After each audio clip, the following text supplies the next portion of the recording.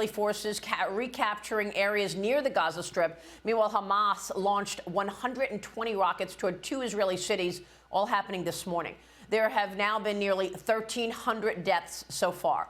The Wall Street Journal, as well as many congressional sources, reporting that Iran was behind Hamas's plan to attack Israel. Iranian security officials giving the terrorists the green light to launch this attack last week. The Biden White House is now facing criticism for holding a barbecue on Sunday night.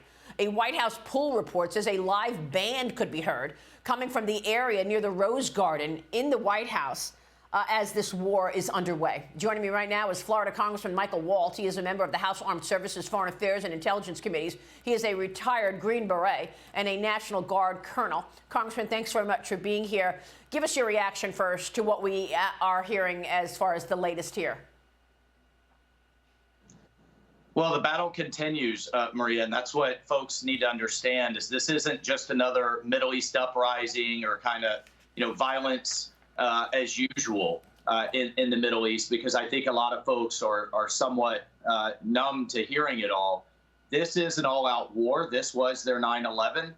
And the point I keep making is how horrific this is from Hamas and to some extent Hezbollah. But at the end of the day, this is 100% Iran.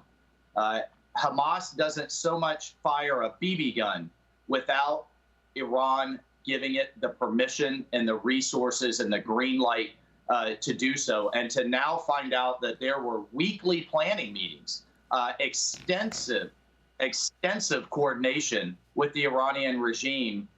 We still have a lot to unpack here, but at the end of the day, Israel will do what it needs to do to secure itself with Gaza. But what we must be also talking about is going after the head of the snake, which is the Iranian regime, and how we are going to absolutely reverse policy and get back to maximum pressure so that they don't have the resources and the breathing room to fund its terrorism all over the region that's destabilizing now the entire region and the world.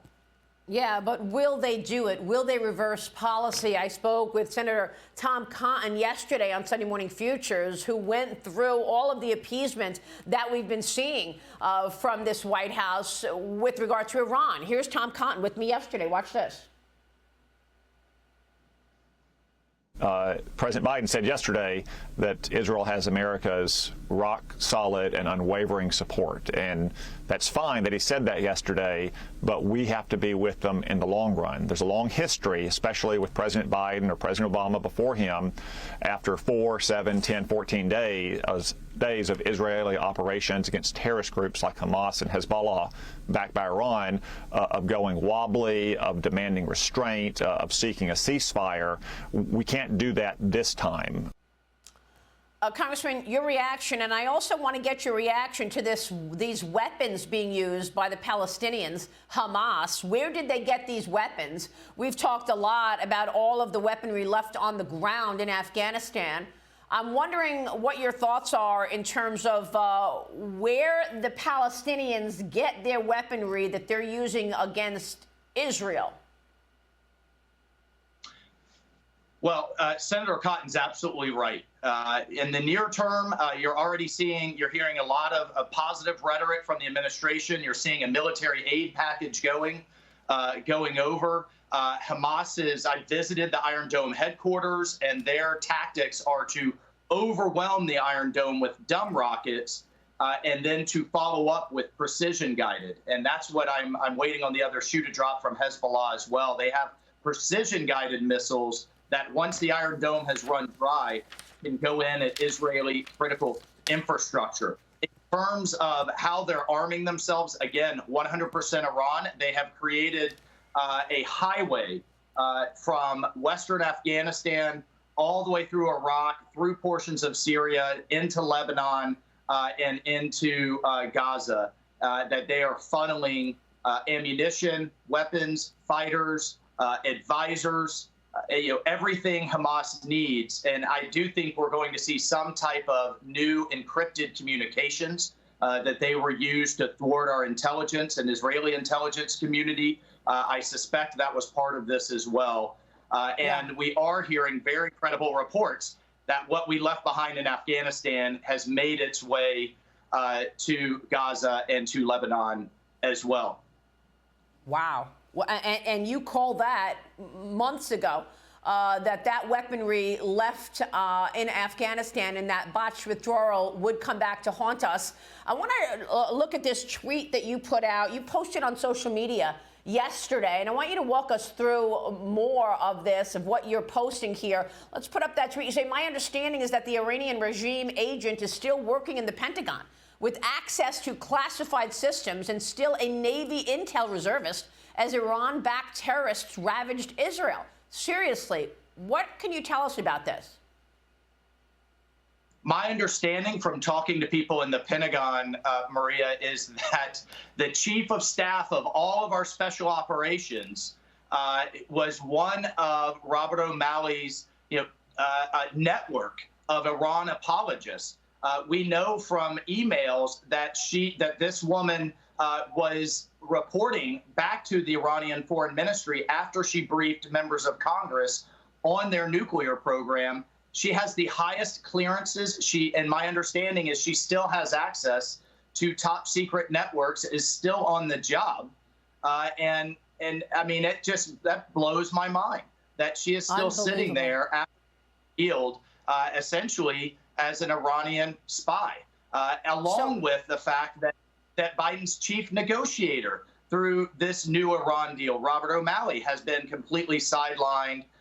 And at least he's been removed, but why haven't the rest of his spy ring been removed? And Maria, it speaks to the bigger issue. And I can just say one thing, a lot of talk about the $6 billion in our Iran policy. I think we need a lot more focus on the $30 billion Iran is pulling in a year in oil sales to China, that this administration has turned a blind eye in terms of sanction enforcement.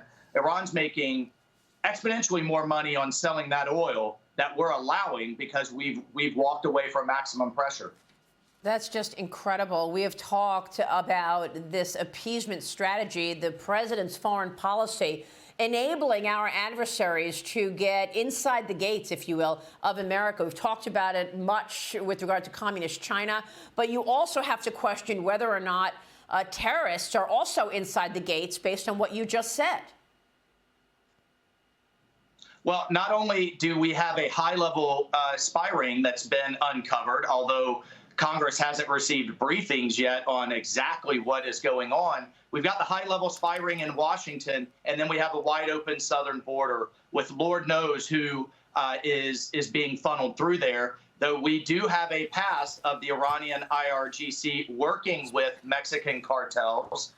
They attempted to bomb a restaurant in Washington, D.C. to take out the Saudi ambassador. So it's not as though there's not a history of the Iranians working with Mexican drug cartels to take advantage of our open border. And they could be doing it again right now as we speak.